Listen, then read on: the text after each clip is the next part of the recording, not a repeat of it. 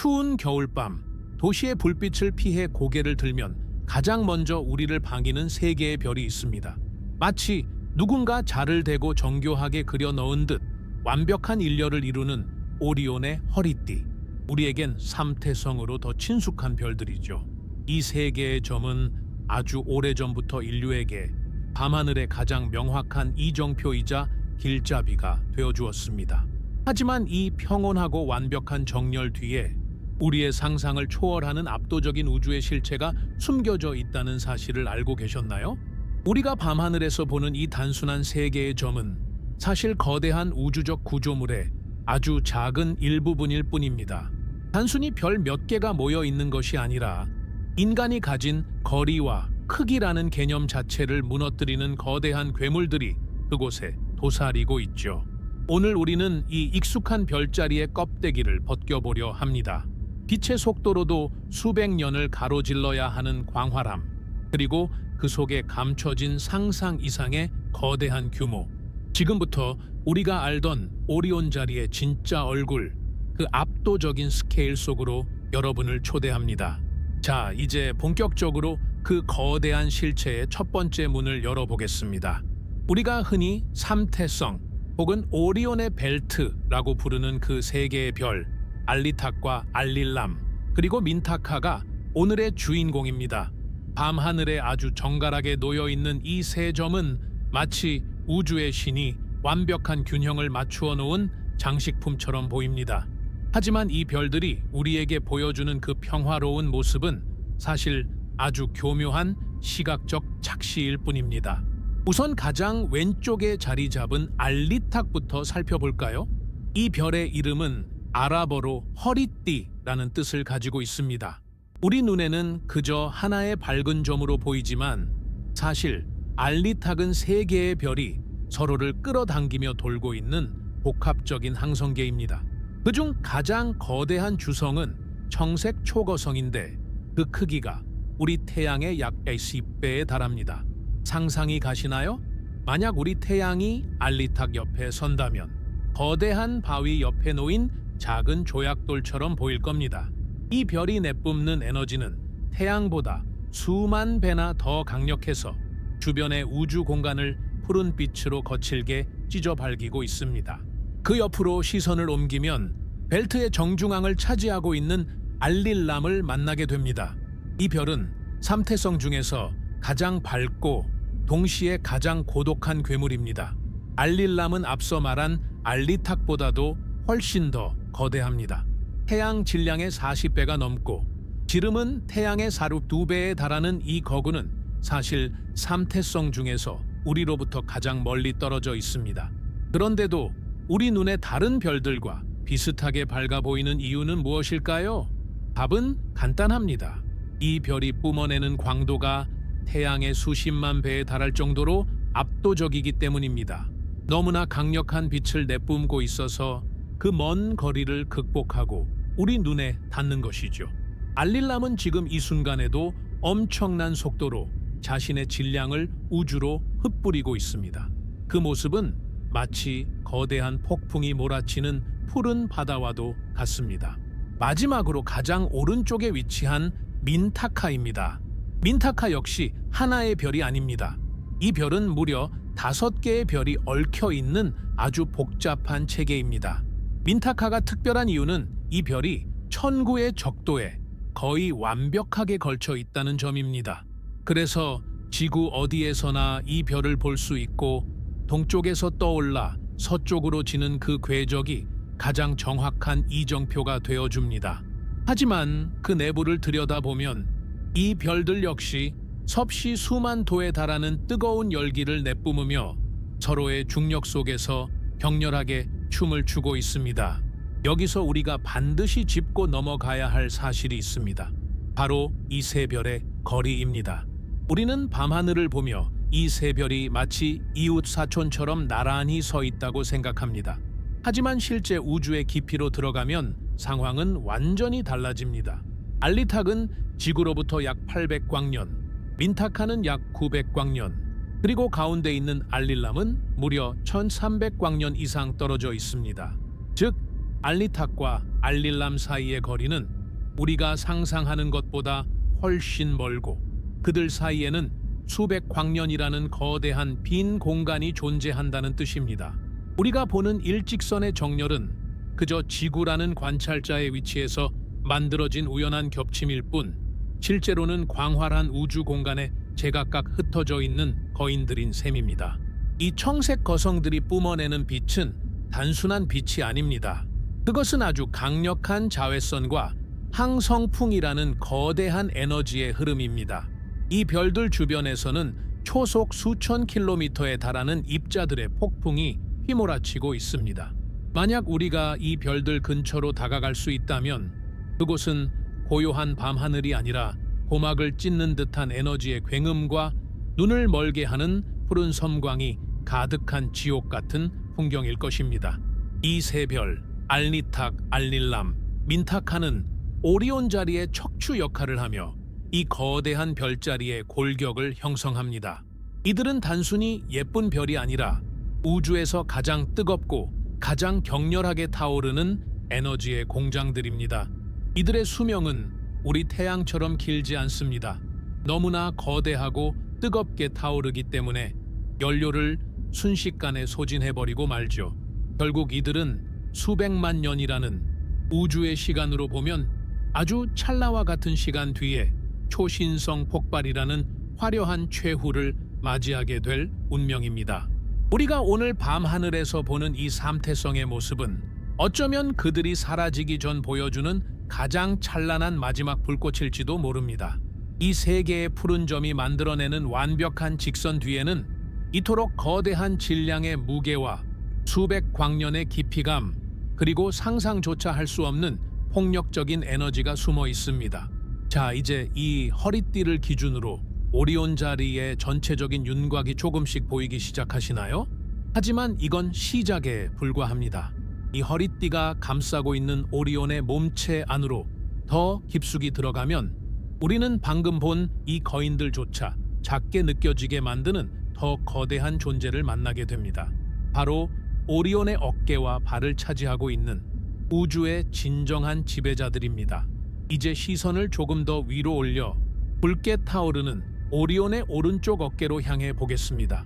그곳에는 금방이라도 터져버릴 듯 부풀어 오른 또 다른 괴물이 우리를 기다리고 있습니다. 우주적인 스케일의 거대함에 대해 잠시 이야기를 나누었으니 이제는 그 아득한 시선을 거두어 우리가 발을 딛고 서 있는 이곳, 대한민국의 땅으로 가져와 보겠습니다. 수백 광년 떨어진 그 거대한 별들을 우리 눈으로 직접 확인하는 것만큼 경이로운 경험은 없을 테니까요. 다행히 오리온 자리는 우리에게 무척이나 너그럽습니다. 이 별자리는 지구 어디에서나 잘 보이지만 특히 우리나라의 겨울밤은 오리온을 감상하기에 더할 나위 없이 완벽한 무대를 제공합니다. 차가운 공기가 코끝을 스치는 12월의 어느 밤, 여러분이 서울의 한강변이나 부산의 해운대 달맞이 고개에 서 있다고 상상해 보십시오. 겨울은 대기가 건조하고 투명해지는 계절입니다.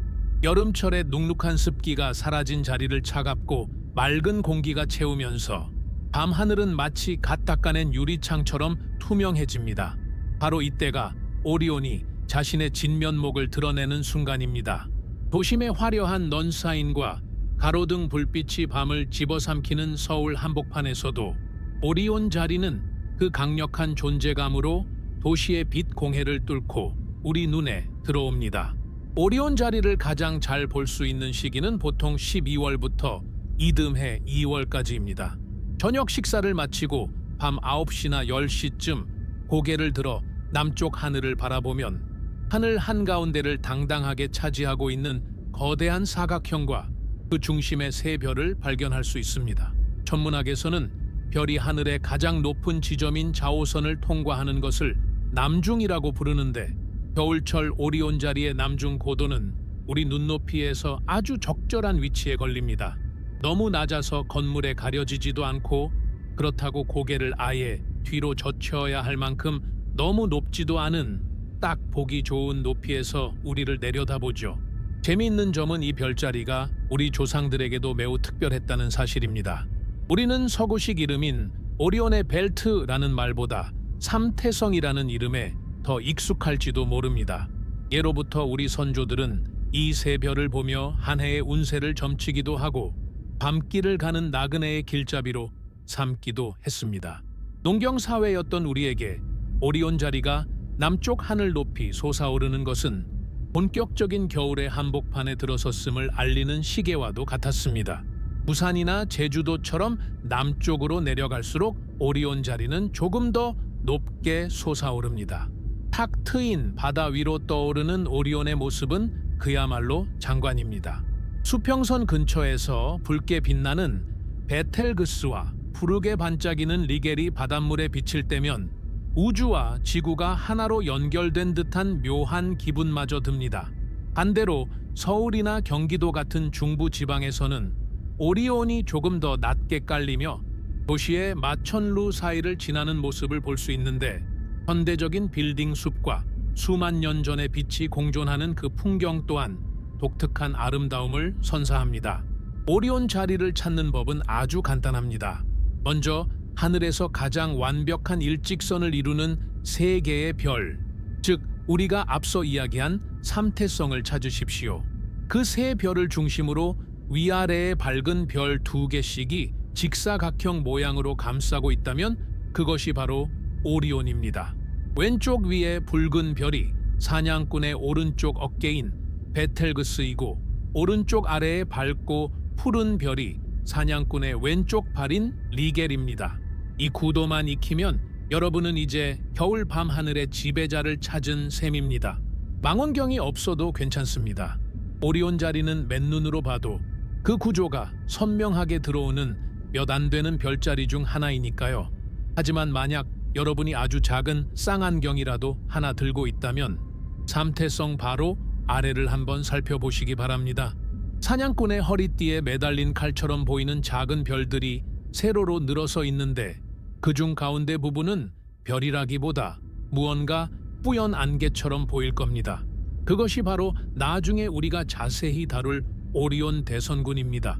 도심에서도 쌍안경만 있다면 그 신비로운 구름의 형태를 희미하게나마 확인할 수 있습니다. 우리가 이렇게 편안하게 방 안에서 혹은 거리에서 이 별자리를 감상하는 동안에도 저 먼 우주 공간에서는 빛의 속도로 수백 년을 달려온 광자들이 우리의 망막에 닿고 있습니다. 지금 여러분의 눈에 들어온 그 빛은 이순신 장군이 바다를 지키던 시절 혹은 그보다 훨씬 더 이전인 고려시대에 저 별들을 떠난 빛일지도 모릅니다. 한국의 겨울밤은 그 아득한 시간의 간극을 우리 곁으로 바짝 끌어당겨 줍니다. 겨울이 깊어갈수록 오리온은 조금씩 서쪽으로 기울어 갑니다. 새벽녘이 되면 사냥꾼은 지평선 너머로 몸을 숨기며 다음 날 밤을 기약하죠. 이렇게 매일 밤 우리 머리 위를 지나가는 오리온을 보며 우리가 잊지 말아야 할 것이 있습니다. 지금 우리 눈에 보이는 이 평면적인 그림 뒤에는 사실 별들끼리 서로 수백 광년씩 떨어져 있는 어마어마한 입체적인 공간이 숨겨져 있다는 사실입니다. 단순히 남쪽 하늘에 떠 있는 예쁜 별자리로만 보였던 오리온.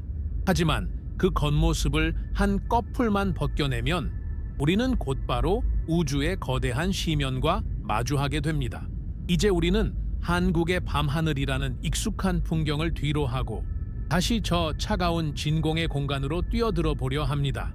사냥꾼의 어깨와 발 사이, 그 끝을 알 수 없는 텅 빈 공간 속에 숨겨진 거리의 비밀을 파헤칠 차례입니다. 과연 우리가 보는 그 사각형 안에는 얼마나 넓은 무우의 공간이 존재하고 있을까요? 이제 그 깊이의 세계로 여러분을 안내하겠습니다. 우리가 밤하늘에서 마주하는 오리온 자리는 사실 아주 정교하게 설계된 우주적 착시입니다. 검은 캔버스 위에 점을 찍어 놓은 듯한 그 평면적인 모습은 우리가 지구라는 아주 특수한 관측 지점에 서 있기 때문에 가능한 풍경이죠. 만약 우리가 지구를 떠나 우주선에 몸을 싣고 저 별들을 향해 나아간다면 우리가 알던 사냥꾼의 형상은 순식간에 무너져 내리고 말 겁니다. 이제 우리는 그 평평한 그림을 찢고 별과 별 사이에 존재하는 아득한 깊이의 세계로 들어가 보려 합니다. 먼저 오리온의 왼쪽 어깨에서 붉게 타오르는 베텔그스와 오른쪽 발치에서 차갑게 빛나는 리게를 머릿속에 떠올려 보십시오. 우리 눈에는 이 두 별이 같은 평면 위에 놓인 것처럼 보이지만 실제로는 서로를 마주볼 일조차 없는 아득한 거리에 떨어져 있습니다. 베텔그스는 우리로부터 약 500광년에서 600광년 정도 떨어진 곳에 자리 잡고 있습니다. 반면 리겔은 그보다 훨씬 더 깊은 우주인 860광년 뒤쪽에 숨어 있죠. 이 두 별 사이의 물리적 거리만 따져봐도 약 200광년에서 300광년이라는 엄청난 간극이 존재합니다. 빛의 속도로 달려도 300년이 걸리는 거리. 인류가 문명을 일구고 역사를 써 내려가는 동안에도 리겔에서 출발한 빛은 베텔그스의 위치까지 도달하지 못할 정도로 먼 거리입니다. 우리가 사냥꾼의 어깨와 발이라고 부르는 이 지점들 사이에는 사실 수십 개의 태양계가 들어가고도 남을 만큼 광활하고 텅 빈 진공의 시면이 가로놓여 있습니다. 이 깊이의 차이는 오리온 자리의 다른 별들로 시선을 돌리면 더욱 극명해집니다. 사냥꾼의 오른쪽 어깨를 담당하는 벨라트릭스를 주목해 보십시오. 이 별은 우리에게서 겨우 250광년 정도 떨어져 있습니다. 앞서 말한 리겔과 비교하면 거의 4배나 가까운 위치에 있는 셈이죠. 즉, 벨라트릭스는 우리 쪽으로 바짝 다가와 있고 리겔은 저 멀리 우주의 뒤편으로 물러나 있습니다. 우리가 보는 사냥꾼의 형체는 이렇게 앞뒤로 수백 광년씩 어긋나 있는 별들이 우연히 우리 시선 방향으로 겹쳐지면서 만들어진 기적 같은 정렬인 것입니다. 이 별들 사이에 가로놓인 그 엄청난 빈 공간에는 무엇이 있을까요? 대부분은 우리 상상을 초월하는 고요한 진공 상태입니다.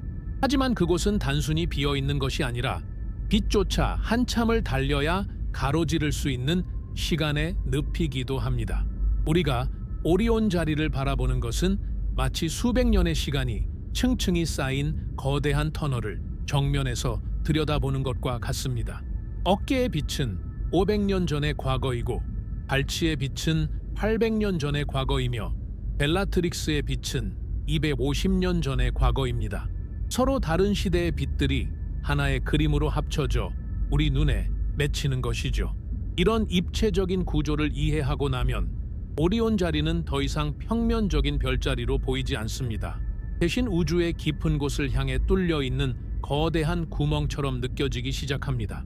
별과 별 사이의 그 압도적인 거리감은 인간이 가진 공간에 대한 감각을 무력하게 만듭니다. 우리가 가깝다고 느끼는 그 별들 사이의 간격조차 실제로는 지구에서 태양까지 거리의 수억 배에 달하는 고독한 공간들로 채워져 있습니다. 만약 여러분이 태양계를 벗어나 다른 항성계로 이동한다면 오리온의 모습은 어떻게 변할까요? 겨우 몇 광년만 옆으로 이동해도 사냥꾼의 어깨는 뒤로 밀려나고 발은 앞으로 튀어나오며 우리가 알던 그 당당한 체구는 흉측하게 뒤틀릴 것입니다. 오리온 자리가 완벽한 사냥꾼의 모습을 유지하는 곳은 오직 이 광활한 우주에서 지구라는 아주 작은 점 하나뿐입니다. 이 거대한 텅 빈 공간, 즉 별들 사이에 보이지 않는 거리야말로 오리온 자리의 진짜 크기를 결정짓는 핵심 요소입니다. 우리는 흔히 별의 크기에만 집중하지만 사실 그 별들을 담고 있는 이 광활한 빈 공간의 부피야말로 우주의 진정한 위엄을 보여줍니다. 수백 광년의 거리를 사이에 두고 떨어져 있는 이 고독한 거인들은 서로 아무런 상관도 없는 듯 각자의 자리에서 타오르고 있습니다. 하지만 이 멀고 먼 거리에도 불구하고 그들은 하나의 커다란 흐름 속에 묶여 있습니다. 이제 우리는 이 텅 빈 공간 속에 숨겨진 진짜 주인공들을 하나씩 끄집어내 보려 합니다. 단순히 멀리 떨어져 있는 점들이 아니라 그 점 하나하나가 가진 압도적인 질량과 부피에 대해 이야기할 때가 되었습니다. 가장 먼저 우리를 기다리는 것은 사냥꾼의 왼쪽 어깨에서 금방이라도 폭발할 듯 부풀어 오른 붉은 거인 베텔그스입니다. 이 별의 크기를 체감하는 순간 우리가 방금 느꼈던 수백 광년의 거리감은 또 다른 차원의 경이로움으로 변하게 될 것입니다. 태양 따위는 한 입에 삼켜버릴 수 있는 이 붉은 괴물의 품속으로 이제 더 깊이 들어가 보겠습니다. 이제 우리는 오리온의 왼쪽 어깨, 그곳에서 기이할 정도로 붉게 타오르는 한 점의 빛에 집중해 보려 합니다. 베텔그스라는 이름으로 불리는 이 별은 밤하늘에서 가장 유명한 별 중 하나이지만 그 유명세보다 훨씬 더 경악스러운 것은 이 별이 가진 압도적인 부피입니다. 우리가 흔히 우주가 넓다고 말할 때 그것은 보통 별과 별 사이의 거리를 의미합니다. 하지만 베텔그스 앞에 서게 되면 우리는 별 그 자체가 하나의 거대한 우주가 될 수 있다는 사실을 깨닫게 됩니다. 먼저 우리에게 가장 익숙한 기준인 태양을 떠올려 보십시오. 태양은 지구 100만 개를 집어삼킬 수 있을 만큼 거대하며 우리 태양계 전체 질량의 99.8%를 차지하는 절대적인 존재입니다. 하지만 이 위대한 태양조차 베텔그스 옆에 가져다 놓으면 마치 거대한 해변의 모래사장 위에 떨어진 아주 작은 모래알 하나처럼 보일 뿐입니다. 베텔그스는 단순한 별이 아니라 적색 초거성이라 불리는 별의 일생 중 마지막 단계에서 비정상적으로 부풀어 오른 괴물이기 때문입니다. 이 별의 크기를 실감하기 위해 아주 대담한 상상을 하나 해보겠습니다. 만약 우리가 태양을 치우고 그 자리에 베텔그스를 갖다 놓는다면 어떤 일이 벌어질까요? 그 순간 수성부터 금성, 그리고 우리가 사는 지구는 순식간에 별의 내부로 사라져 버립니다. 여기서 끝이 아닙니다. 화성의 궤도 역시 베텔그스의 뜨거운 가스 속으로 흔적도 없이 파묻히게 되죠.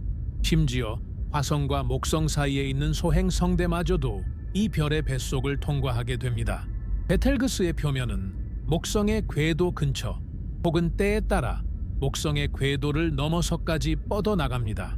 우리가 밤하늘에서 보는 그 작은 붉은 점 하나가 사실은 우리 태양계의 절반 이상을 통째로 집어삼킬 수 있는 거대한 불덩어리라는 뜻입니다.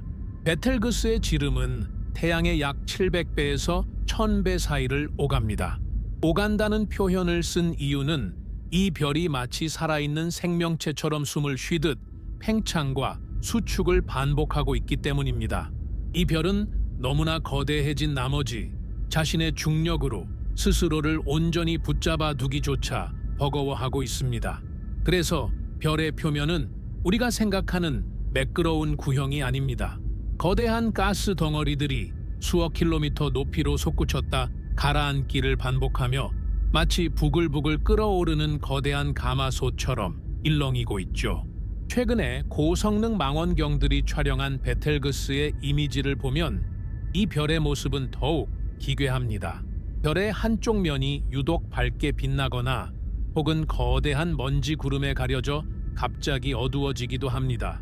2019년 말부터 2020년 초까지 전 세계 천문학자들을 긴장시켰던 대감광 사건이 바로 그 증거였습니다. 베텔그스가 평소보다 훨씬 어두워지자 사람들은 곧 초신성 폭발이 일어나는 게 아니냐며 숨을 죽였죠. 나중에 밝혀진 사실이지만 그것은 베텔그스가 뿜어낸 거대한 가스 덩어리가 식으면서 먼지가 되어 별의 빛을 가렸기 때문이었습니다. 별 하나가 내뿜는 가스 조각 하나가 지구에서 보는 별의 밝기를 바꿀 정도로 거대하다는 사실은 이 별의 스케일이 얼마나 비현실적인지를 다시 한번 일깨워 줍니다. 베텔그스의 부피를 숫자로 환산하면 더욱 아득해집니다. 태양을 약 10억 개 정도 집어넣어야 베텔그스의 내부를 가득 채울 수 있습니다. 이 정도 규모라면 크다는 형용사는 더 이상 의미를 갖지 못합니다. 그것은 차라리 하나의 거대한 공간에 가깝습니다. 하지만 역설적이게도 이렇게 거대한 몸집을 가진 베텔그스의 밀도는 믿을 수 없을 만큼 낮습니다. 덩치는 산만하지만 몸무게는 그만큼 나가지 않는 셈이죠. 별의 외곽 부분은 거의 진공에 가까울 정도로 희박한 가스들로 이루어져 있습니다. 이 붉은 거인은 지금 이 순간에도 자신의 살점을 우주 공간으로 거칠게 흩뿌리고 있습니다. 강력한 항성풍을 타고 쏟아져 나오는 물질들은 주변 우주 공간을 베텔그스의 성분으로 오염시키고 있죠. 이것은 이 별이 죽음을 향해 달려가고 있다는 명백한 신호입니다. 너무나 거대하게 몸집을 불린 대가는 가혹합니다. 중심부의 연료를 빛의 속도로 소진하며 스스로의 무게를 견디지 못해 무너져 내릴 날만을 기다리고 있는 것이죠. 우리가 오리온 자리를 볼 때 베텔그스가 유독 붉게 보이는 이유는 그 표면 온도가 태양보다 낮기 때문입니다. 하지만 온도가 낮다고 해서 얕봐서는 안 됩니다. 그 압도적인 면적 덕분에 베텔그스가 내뿜는 전체 에너지는 태양의 10만 배를 훌쩍 넘습니다. 그 에너지는 수백 광년의 거리를 뚫고 우리 눈에 닿아 사냥꾼의 어깨 위에서 불길한 경고등처럼 깜빡이고 있습니다. 베텔그스를 바라보는 것은 우주의 시간과 크기가 뒤엉킨 기묘한 경험입니다. 우리는 지금 당장이라도 터져버릴 듯 부풀어 오른 거대한 시한폭탄을 보고 있는 셈이니까요. 만약 이 별이 내일 당장 폭발한다면 지구의 하늘에는 낮에도 보일 만큼 밝은 제2의 달이 뜰 것입니다. 그리고 그 폭발이 남긴 잔해는 우리가 지금 보고 있는 오리온 자리의 풍경을 영원히 바꿔놓을 것입니다. 하지만 오리온 자리에는 이 붉은 괴물과는 정반대의 성질을 가진 또 다른 극단의 거인이 존재합니다.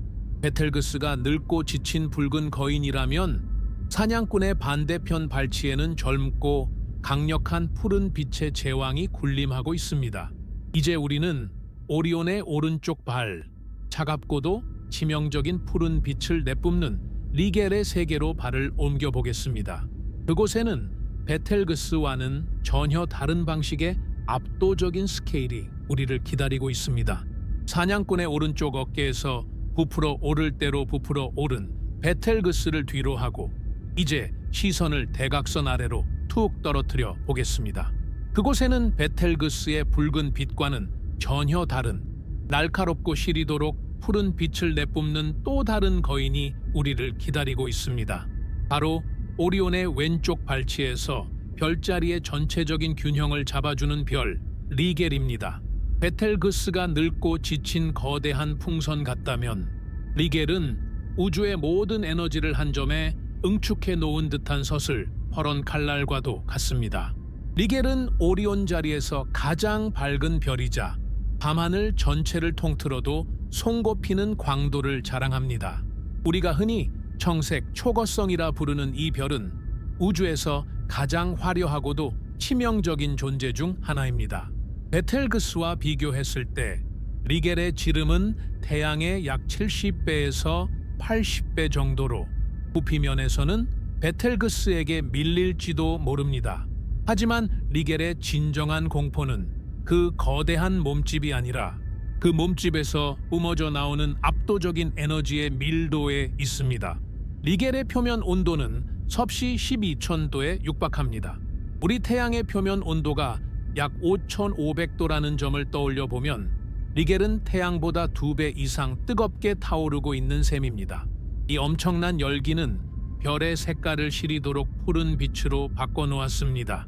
별은 뜨거울수록 붉은색에서 노란색으로 그리고 다시 푸른색으로 변하는데 리겔은 그 정점에 서 있는 별입니다. 이 푸른 빛은 단순한 빛이 아닙니다. 그것은 우주 공간을 찢고 나오는 강력한 자외선과 괴너지 입자들의 폭풍입니다. 만약 우리가 리겔을 태양의 위치에 가져다 놓는다면 지구의 생명체들은 그 즉시 증발해 버릴 것입니다.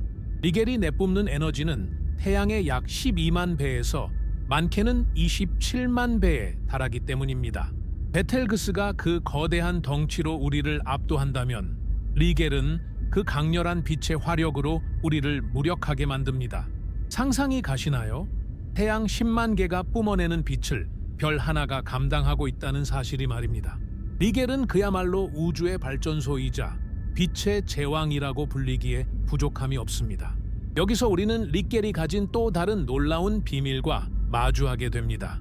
앞서 우리는 베텔그스가 우리로부터 약 500견주추액 광년 떨어져 있다고 이야기했습니다. 그런데 리겔은 그보다 훨씬 더 먼 약 860광년 뒤쪽에 자리 잡고 있습니다. 빛의 속도로 200년이나 더 달려야 닿을 수 있는 아득한 거리임에도 불구하고 우리 눈에 리겔은 베텔그스보다 더 밝게 보입니다. 이것이 바로 리겔이 가진 진짜 실력입니다. 그 먼 거리를 극복하고 밤하늘의 주인공 자리를 꿰찰 만큼 리겔이 뿜어내는 본연의 빛이 압도적으로 강력하다는 증거니까요. 사실 리겔은 혼자가 아닙니다. 우리 눈에는 하나의 점으로 보이지만 망원경으로 자세히 들여다보면 리겔은 최소 3개 이상의 별이 얽혀있는 복합 항성계입니다. 우리가 리겔이라고 부르는 주성 리겔 A 옆에는 태양보다 훨씬 크고 밝은 리겔 B와 리겔 C가 쌍둥이처럼 붙어 있습니다. 이들은 서로의 중력에 묶여 우주 공간에서 거대한 춤을 추고 있죠. 하지만 주성인 리겔 A의 빛이 너무나 강력한 나머지 동반성들은 그 찬란한 광휘 속에 가려져 잘 보이지 않을 뿐입니다. 리겔과 같은 청색 초거성은 우주에서 아주 귀한 존재입니다. 이들은 너무나 뜨겁고 거대해서 자신의 연료를 그야말로 폭식하듯 태워버립니다. 태양이 100억 년이라는 긴 세월을 버티는 동안 리겔과 같은 별들은 수천만 년이라는 짧은 시간 안에 자신의 모든 것을 불태우고 사라집니다. 화려하지만 짧은 생애, 그것이 리겔의 운명입니다. 지금 우리가 보고 있는 리겔의 찬란한 푸른 빛은 어쩌면 우주에서 가장 화려한 불꽃놀이의 절정인지도 모릅니다. 이 푸른 거인이 뿜어내는 강력한 항성풍은 주변의 성간 물질들을 밀어내고 우주 공간의 거대한 거품을 만들어냅니다. 리겔 근처의 우주 공간은 이 별이 내뿜는 방사선으로 인해 극도로 거칠고 역동적인 상태입니다. 사냥꾼 오리온의 발치에서 리겔은 그렇게 주변 우주를 자신의 색깔로 물들이며 군림하고 있습니다. 베텔그스의 붉은 열기와 리겔의 푸른 냉기, 이 두 극단의 거성이 오리온 자리의 양끝을 지키고 있다는 사실은 참으로 묘한 조화를 이룹니다. 이들은 서로 수백 광년 떨어진 채 각자의 자리에서 타오르고 있지만 우리 인간의 눈에는 사냥꾼의 몸을 지탱하는 두 기둥처럼 보입니다. 그리고 이 두 거대한 기둥 사이, 즉 사냥꾼의 허리띠 아래에는 이 별들보다 훨씬 더 거대하고 신비로운 우주의 요람이 숨겨져 있습니다. 이제 우리는 별이라는 개별적인 점을 넘어 수만 개의 별이 태어나는 거대한 구름 속으로 들어가 보려 합니다. 리겔의 푸른 빛이 비치는 그 길을 따라 조금만 내려가면 육안으로도 희미하게 관찰되는 신비로운 안개가 우리를 기다리고 있습니다. 그곳은 바로 오리온 자리의 심장이자 우주의 생명이 잉태되는 곳, 오리온 대선군입니다. 그 거대한 가스의 바다 안에서는 과연 어떤 일이 벌어지고 있을까요? 이제 그 경이로운 탄생의 현장으로 여러분을 모십니다. 리겔의 시리도록 차가운 푸른 빛을 뒤로하고 이제 사냥꾼의 허리띠 바로 아래로 시선을 천천히 옮겨보겠습니다. 그곳에는 사냥꾼의 칼집 혹은 칼이라고 불리는 3개의 작은 점들이 세로로 나란히 늘어서 있습니다. 그런데 이 지점을 가만히 응시하다 보면 무언가 이상한 점을 발견하게 됩니다. 다른 별들은 바늘 끝처럼 날카로운 빛을 내뿜고 있는데 그중 가운데에 있는 점만은 왠지 모르게 주변이 번진 듯 뿌연 안개에 쌓여 있는 것처럼 보이기 때문입니다.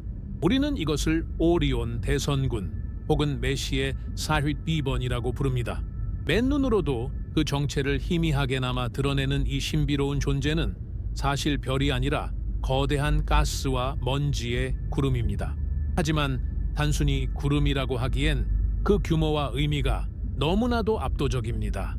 이곳은 우주에서 가장 거대하고 활기찬 별들의 요람이자 새로운 생명이 잉태되는 거대한 자궁과도 같은 곳이기 때문입니다. 이 성운의 크기를 한번 가늠해 볼까요? 오리온 대선군의 지름은 무려 24광년에 달합니다. 24광년이라는 숫자가 피부에 와닿지 않을 수도 있습니다. 빛의 속도로 꼬박 24년을 달려야 이 구름의 한쪽 끝에서 반대쪽 끝에 닿을 수 있다는 뜻입니다. 우리 태양에서 가장 가까운 별인 프록시마 센타우리까지의 거리가 약 4광년 정도이니 이 성운 안에 우리 태양계를 집어넣는다면 태양과 인접 별들 사이의 거리를 대여섯 번은 반복해서 채울 수 있을 만큼 광활한 공간입니다.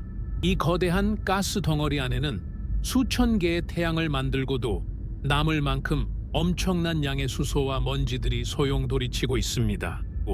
성운 안쪽으로 더 깊숙이 들어가 보면 이 거대한 구름을 안쪽에서부터 환하게 밝히고 있는 엔진을 발견하게 됩니다. 바로 트라페지움이라 불리는 4개의 아주 젊고 뜨거운 별들입니다. 이 별들은 태어난 지 고작 수십만 년밖에 되지 않은 우주의 시간으로 치면 갓 태어난 아기와 같습니다.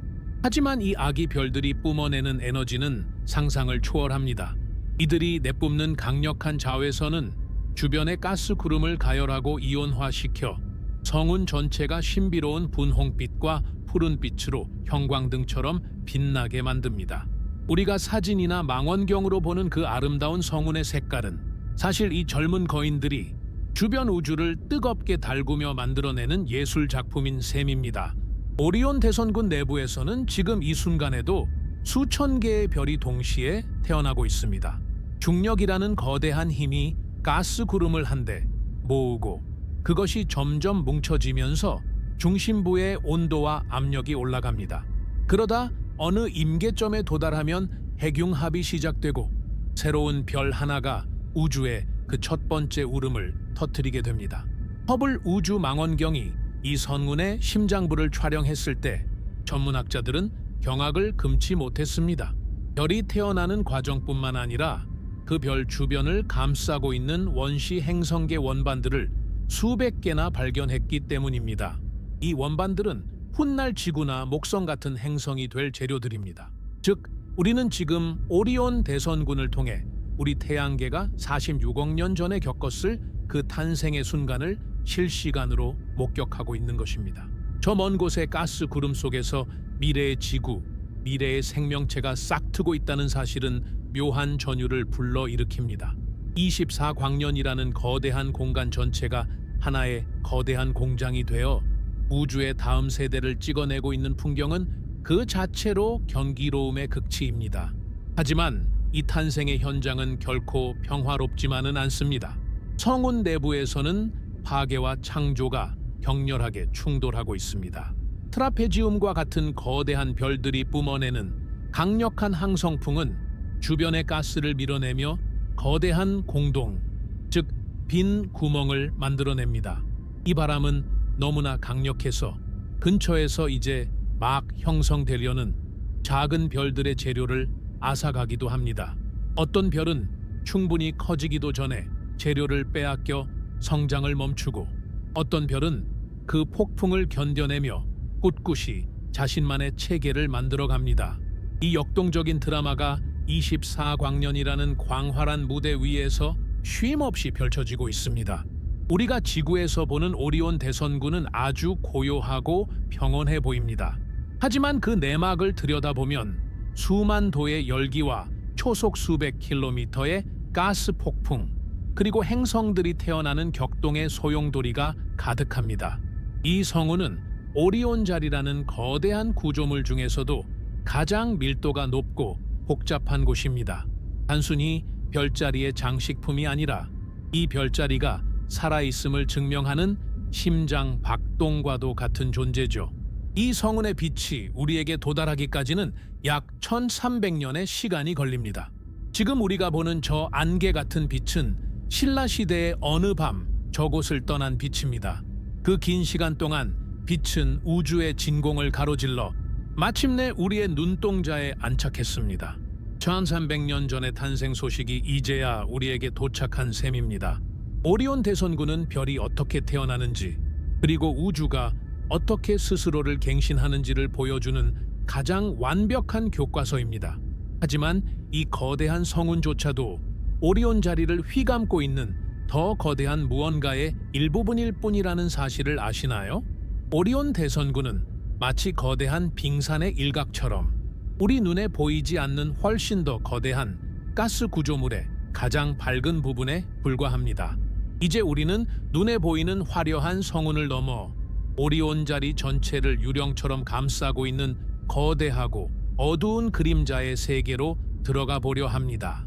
우리 눈에는 보이지 않지만 오리온의 모든 별을 하나로 묶어주는 거대한 우주의 그물망, 그 이름조차 압도적인 오리온 분자구름 복합체의 정체를 파헤쳐 볼 시간입니다. 이 보이지 않는 거인이 얼마나 거대한지 알게 된다면 여러분은 오리온 자리를 이전과는 전혀 다른 시선으로 바라보게 될 것입니다. 우리가 지금까지 목격한 오리온 자리의 화려한 별들과 찬란한 성운은 사실 거대한 심연 속에 떠 있는 아주 작은 빛의 파편들에 불과합니다.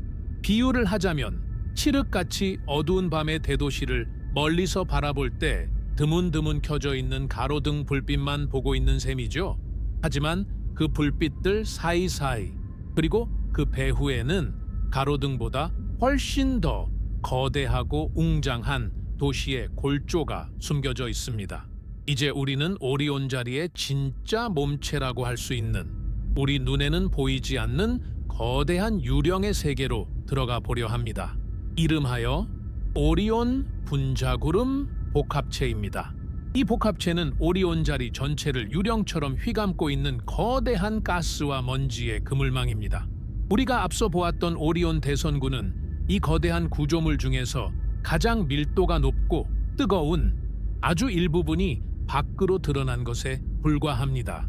만약 인간의 눈이 가시광선이 아닌 저고의 선을 볼 수 있다면 겨울 밤하늘의 풍경은 완전히 달라질 것입니다. 사냥꾼의 형상은 사라지고 하늘의 절반을 뒤덮는 거대하고 꿈틀거리는 붉은색과 오렌지색의 가스 줄기들이 온 하늘을 가득 채우고 있는 광경을 목격하게 될 테니까요. 이 보이지 않는 거인의 규모는 상상을 초월합니다. 오리온 분자구름 복합체는 우리로부터 약 1000광년에서 1400광년 떨어진 곳에 펼쳐져 있으며 그 폭은 수백 광년에 달합니다. 별 하나가 1광년도 안 되는 크기라는 점을 생각하면 이 구조물이 얼마나 압도적인 스케일을 가졌는지 짐작할 수 있습니다. 이 거대한 가스 구름 안에는 수십만 개의 태양을 한꺼번에 만들어낼 수 있는 엄청난 양의 원료가 쌓여 있습니다. 말 그대로 우주의 거대 공장 단지인 셈입니다. 이 복합체에서 가장 경이로운 구조물 중 하나는 바너드 루프라고 불리는 거대한 붉은 고리입니다. 오리온 자리의 몸통 전체를 커다란 원 모양으로 감싸고 있는 이 고리는 지름이 무려 300광년에 달합니다. 빛의 속도로 300년을 가야 겨우 가로지를 수 있는 이 압도적인 고리는 과거 이 지역에서 일어났던 수많은 초신성 폭발의 잔해들이 만들어낸 결과물입니다. 거대한 별들이 죽으면서 내뿜은 마지막 숨결이 주변의 가스들을 밀어내어 우주 공간의 거대한 비눗방울 같은 구조를 만든 것이죠. 이 고리는 지금도 아주 천천히 팽창하며 오리온 자리의 경계를 확장하고 있습니다. 시선을 조금 더 세밀하게 돌려보면 우리에게 아주 익숙한 또 다른 그림자를 발견하게 됩니다. 바로 말머리 성운입니다. 삼태성의 가장 왼쪽 별인 알리탁 바로 아래에 위치한 이 성운은 사실 밝게 빛나는 구름이 아닙니다. 오히려 뒤쪽에서 비춰오는 밝은 빛을 가로막고 서 있는 차갑고 어두운 먼지 구름의 실루엣이죠. 이 어둠의 형상은 마치 체스의 말처럼 우뚝 서서 이 분자구름 복합체가 단순히 텅 빈 가스가 아니라 아주 밀도가 높고 단단한 물질들로 가득 차 있다는 사실을 웅변하고 있습니다. 이 거대한 복합체 안에서는 우리가 상상하기 힘든 역동적인 상호작용이 일어납니다. 차가운 분자가스들은 중력에 의해 스스로 뭉쳐지며 더 어둡고 단단한 핵을 만듭니다. 그리고 그 핵이 충분히 무거워지면 우리가 앞서 보았던 베텔그스나 리겔 같은 거대한 별들이 탄생하게 됩니다. 즉, 이 보이지 않는 구름은 오리온 자리에 있는 모든 별의 어머니입니다. 지금 우리가 보는 별들은 이 거대한 구름이 자신의 살점을 떼어내어 빚어낸 자식들이며 별들이 내뿜는 강력한 빛은 다시 어머니인 구름을 비추고 깎아내며 성운의 화려한 모양을 만들어냅니다. 재밌는 사실은 이 거대한 구조물이 우리 인류의 기원과도 맞닿아 있다는 점입니다. 이 분자구름 안에는 단순한 수소 가스만 있는 것이 아닙니다. 복잡한 유기 분자들과 먼지 입자들이 가득하죠. 훗날 이 가루들이 뭉쳐 행성이 되고 그 행성에서 생명체가 탄생하게 됩니다. 어쩌면 수십억 년 후 오리온의 이 보이지 않는 구름 어딘가에서 우리와 같은 문명이 다시 시작될지도 모릅니다. 우리는 지금 거대한 우주의 자궁을 실시간으로 들여다보고 있는 것입니다. 이 복합체는 너무나 거대해서 오리온 자리의 경계를 넘어 인접한 별자리까지 그 촉수를 뻗치고 있습니다. 그것은 하나의 별자리가 아니라 은하계의 한 구석을 차지하고 있는 거대한 지방 자치구와 같습니다. 별들은 그 안에서 태어나고 빛나고 죽어가며 가스를 다시 구름으로 돌려보냅니다. 이 거대한 순환의 고리가 수백 광년의 공간 속에서 수천만 년 동안 반복되고 있습니다. 우리가 보는 오리온의 형태는 이 거대한 보이지 않는 거인이 잠시 내뿜은 빛의 잔상일 뿐입니다.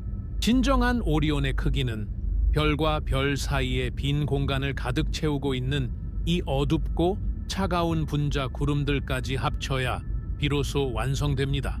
이 보이지 않는 구조물이야말로 오리온 자리를 하나의 유기적인 생명체처럼 움직이게 만드는 근원입니다. 이제 우리는 이 거대한 몸체의 중심부를 지나 사냥꾼의 외곽으로 시선을 돌려보려 합니다. 사냥꾼이 들고 있는 방패와 휘두르는 몽둥이, 즉 오리온 자리의 전체적인 실루엣을 완성하는 변두리의 별들입니다.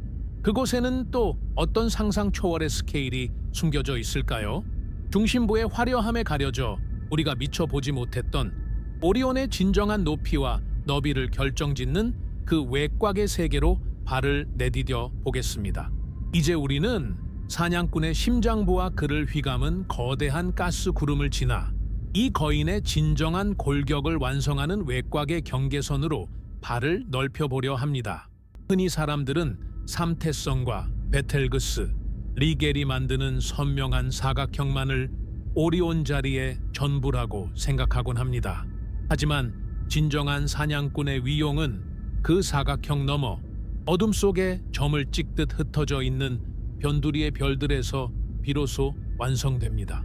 사냥꾼이 지켜든 거대한 방패와 하늘을 향해 휘두르는 몽둥이, 그리고 허리춤에 길게 늘어진 칼까지, 이 외곽의 구조물들은 오리온 자리가 밤하늘에서 차지하는 실제 높이와 너비가 얼마나 압도적인지를 증명하는 증거들입니다.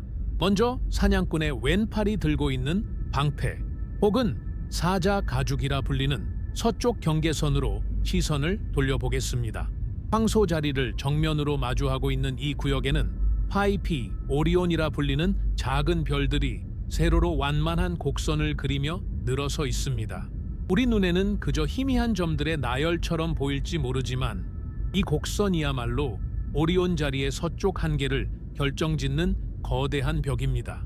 이 중 가장 밝은 파이스란 별은 우리로부터 겨우 26광년 떨어진 우주의 이웃사촌 같은 존재입니다. 그런데 재미있는 사실은 이 방패를 이루는 다른 별들은 수백 광년 뒤쪽에 흩어져 있다는 점입니다. 즉, 사냥꾼이 들고 있는 방패는 평평한 판이 아니라 앞뒤로 수천조 킬로미터의 깊이감을 가진 거대한 입체 구조물인 셈입니다. 반대편으로 고개를 돌려 사냥꾼의 오른쪽 어깨 위를 바라보면 은하수를 향해 높이 쳐든 몽둥이를 발견할 수 있습니다. 이곳은 쌍둥이 자리와 맞닿아 있는 오리온 자리의 가장 높은 천장입니다. 카이, 셰이치, 오리온을 비롯한 몇몇 별들이 이루는 이 몽둥이의 형상은 오리온 자리의 전체 높이를 결정짓는 결정적인 요소입니다. 베텔그스에서 시작해 이 몽둥이 끝까지 이어지는 거리는 밤하늘에서 보는 것보다 훨씬 광활합니다. 이 구역은 앞서 보았던 화려한 성운이나 초거성들에 비해 상대적으로 조용해 보이지만 사실은 오리온 분자구름 복합체의 촉수가 가장 멀리까지 뻗어나간 개척지와도 같은 곳입니다. 이제 아래로 내려와 사냥꾼의 허리띠 밑으로 길게 늘어진 칼의 영역을 다시 한번 들여다보겠습니다. 우리는 이미 이곳에 오리온 대선군이 있다는 것을 알고 있습니다.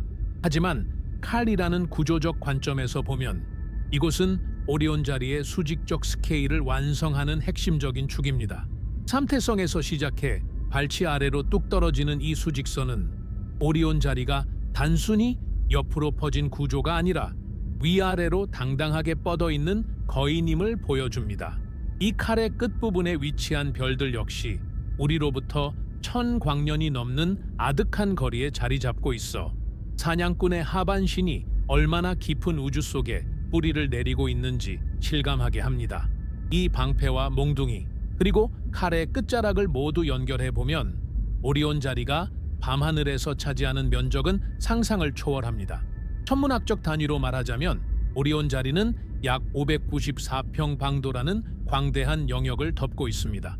이것은 보름달 수천 개를 한꺼번에 늘어놓아야 채울 수 있는 면적입니다. 하지만 우리가 진짜 주목해야 할 것은 눈에 보이는 면적이 아닙니다. 이 외곽의 별들이 그리는 경계선 안쪽, 즉 사냥꾼의 머리끝부터 발끝까지, 그리고 방패 끝에서 몽둥이 끝까지를 하나의 거대한 입체 구형으로 상상해 보십시오.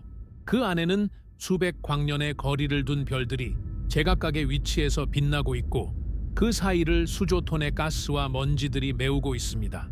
우리가 오리온 자리라고 부르는 이 구역은 단순히 별들의 집합이 아니라 우리 은하의 한 모퉁이를 통째로 도려낸 듯한 거대한 우주적 볼륨 그 자체입니다. 이 공간의 부피를 지구의 단위로 환산하는 것은 무의미합니다. 빛조차 가로지르는데 수백 년이 걸리는 이 거대한 방 내부에는 수천 개의 별과 수만 개의 행성 후보들, 그리고 아직 태어나지 않은 미래의 태양들이 가득 차 있습니다. 외곽의 별들은 사냥꾼의 몸체를 지탱하는 버팀목과 같습니다. 이들이 존재함으로써 오리온은 비로소 밤 하늘의 지배자다운 형상을 갖추게 됩니다.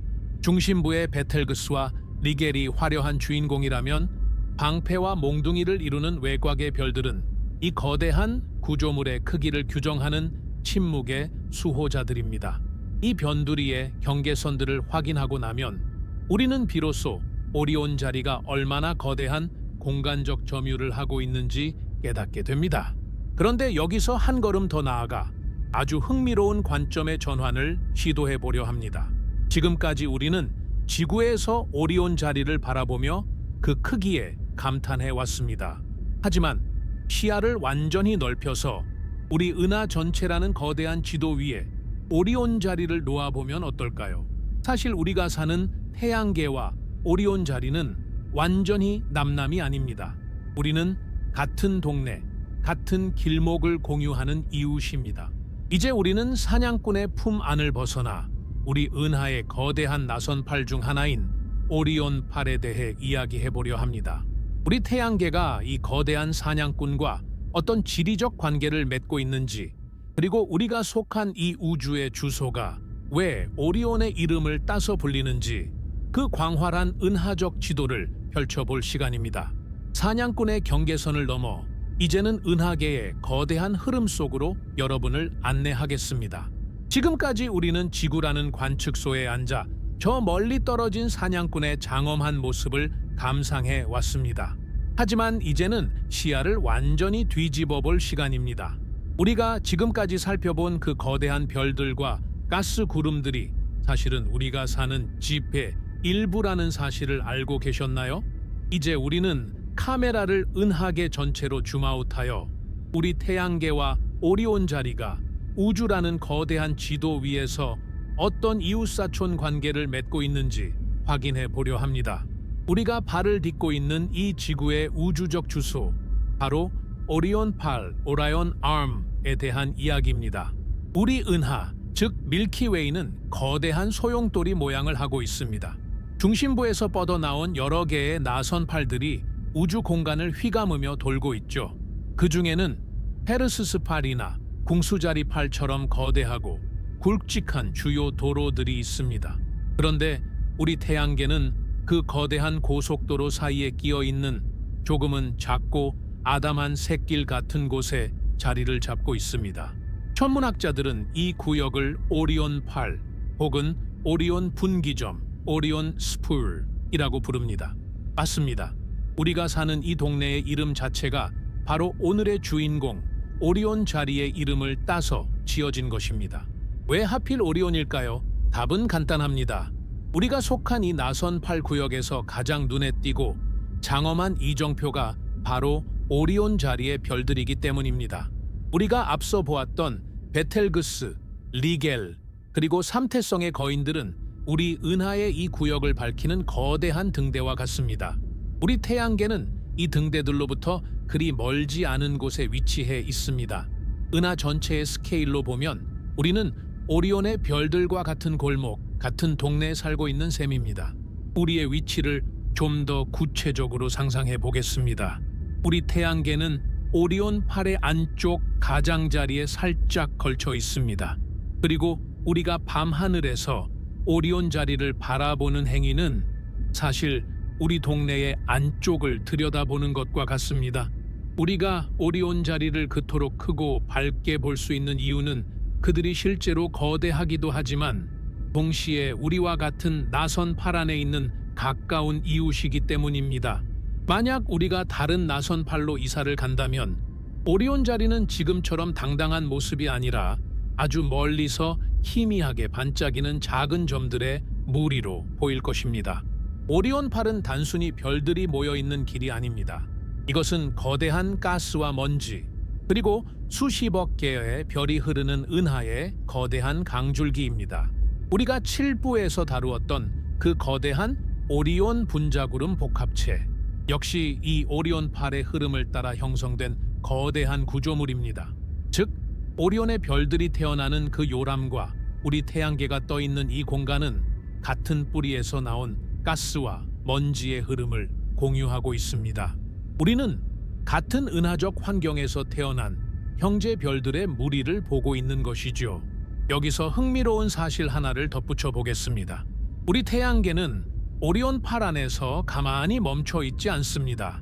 우리는 은하 중심을 축으로 시속 80만 킬로미터라는 무시무시한 속도로 공전하고 있습니다. 이 여행을 하는 동안 우리는 오리온 팔 내부의 다양한 구역을 통과하게 됩니다. 때로는 별들이 빽빽하게 모인 곳을 지나기도 하고, 때로는 텅 빈 진공의 공간을 가로지르기도 하죠. 현재 우리 태양계는 국부 거품, 로컬 버블이라고 불리는 상대적으로 가스가 희박하고 맑은 구역을 지나고 있습니다. 이 거품 덕분에 우리는 오리온 자리의 별들을 가리는 먼지 없이 아주 선명하게 감상할 수 있는 행운을 누리고 있는 것입니다. 오리온 팔이라는 이름을 들으면 마치 우리가 오리온 자리의 부속품처럼 느껴질지도 모릅니다. 하지만 이것은 우리 태양계가 우주의 거대한 구조 속에 당당히 소속되어 있다는 증거이기도 합니다. 우리는 텅 빈 우주에 버려진 고립된 존재가 아닙니다.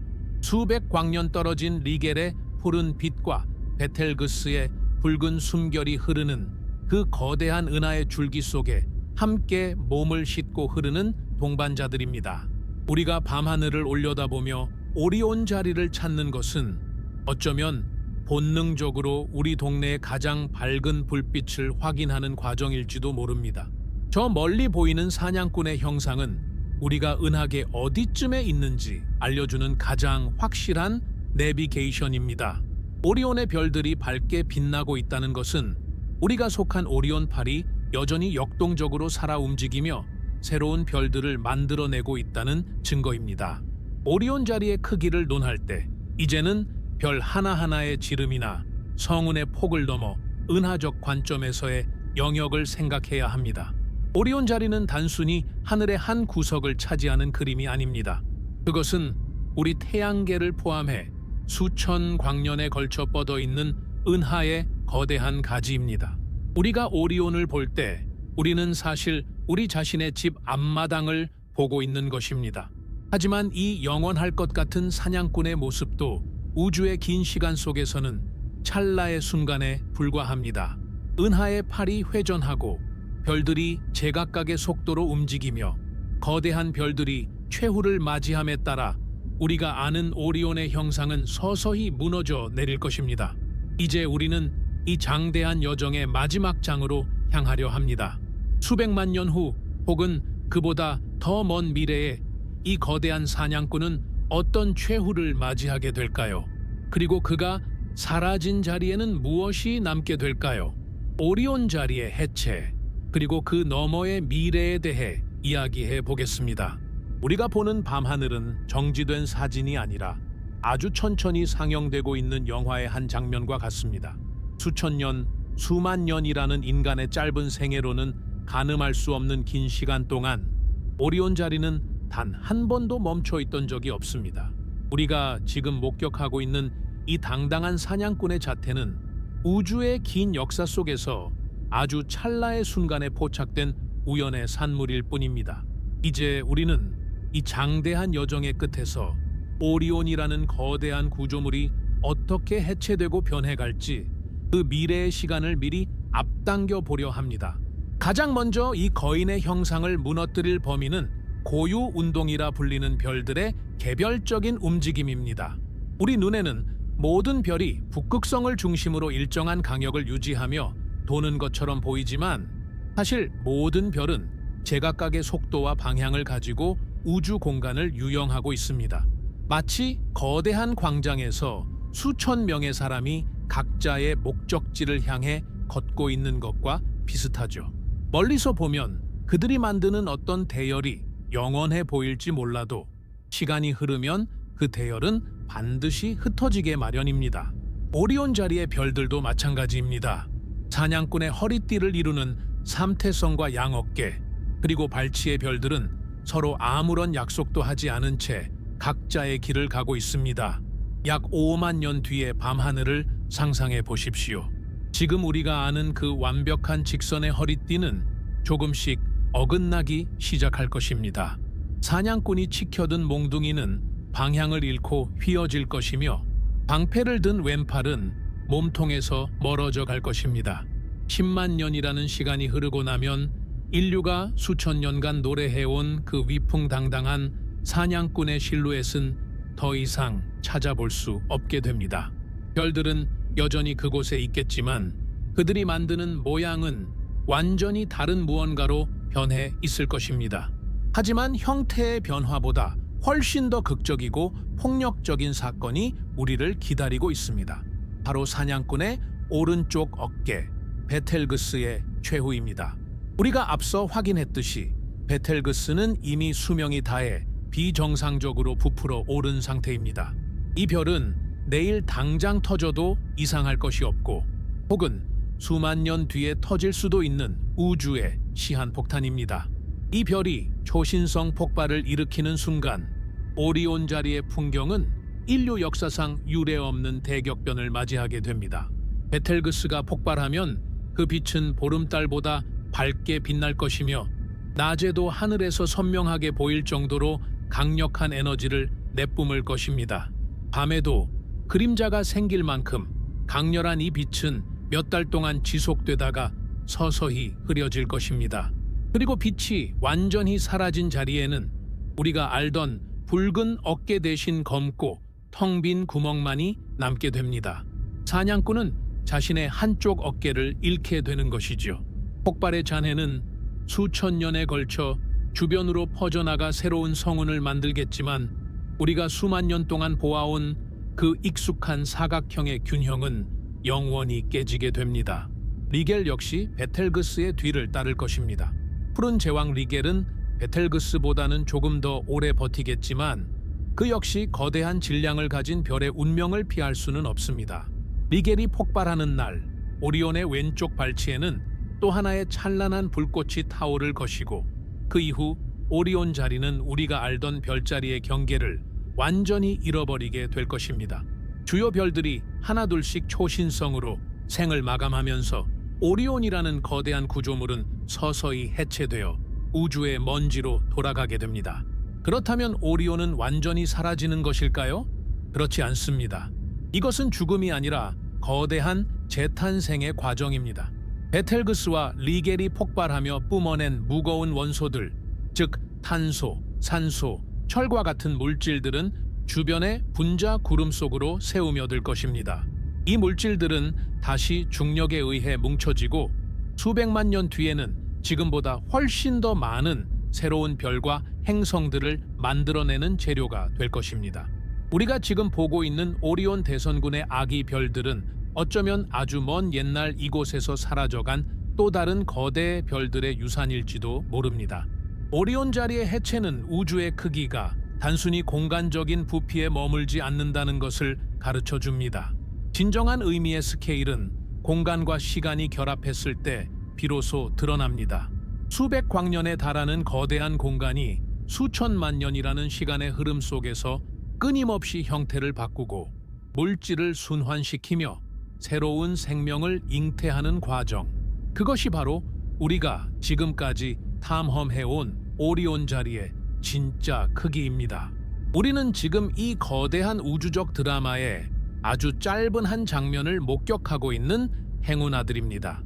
사냥꾼이 가장 화려하게 차려입고 밤하늘의 주인공으로 서 있는 이 시대를 살아가고 있으니까요.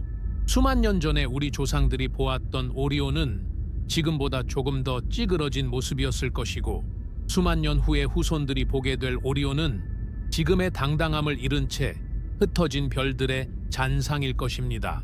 이제 다시 고개를 들어 밤하늘을 보십시오. 삼태성의 그 완벽한 정렬이, 베텔그스의 그 불안한 붉은 빛이, 그리고 리겔의 그 서늘한 푸른 빛이 이전과는 조금 다르게 느껴지시나요? 그것들은 단순히 하늘에 박힌 보석이 아닙니다. 그것들은 지금 이 순간에도 빛의 속도로 팽창하고 이동하며 폭발을 준비하고 있는 살아있는 거인들입니다. 오리온 자리가 실제로 얼마나 큰가에 대한 답은 이제 명확해집니다. 그것은 우리 눈에 보이는 사각형의 면적도 아니요, 수백 광년이라는 거리의 숫자도 아닙니다. 오리온의 진짜 크기는 별의 탄생과 죽음이 반복되는 거대한 순환의 고리 그 자체이며, 우리 인간의 상상을 허락하지 않는 아득한 시간의 깊이입니다. 사냥꾼은 사라지겠지만 그가 남긴 물질은 우주의 다른 곳에서 또 다른 태양으로, 또 다른 지구로, 그리고 어쩌면 또 다른 생명으로 다시 태어날 것입니다. 우리는 오리온이라는 거대한 거울을 통해 우주의 장엄한 질서를 엿보았습니다. 이 사냥꾼이 밤하늘에서 완전히 자취를 감추는 그날까지 그는 여전히 우리에게 질문을 던질 것입니다. 이토록 거대하고 역동적인 우주 속에서 우리는 과연 어떤 존재인가를 말입니다. 오리온의 별빛은 오늘도 그 답을 품은 채 수백 년의 시간을 가로질러 여러분의 눈동자에 닿고 있습니다.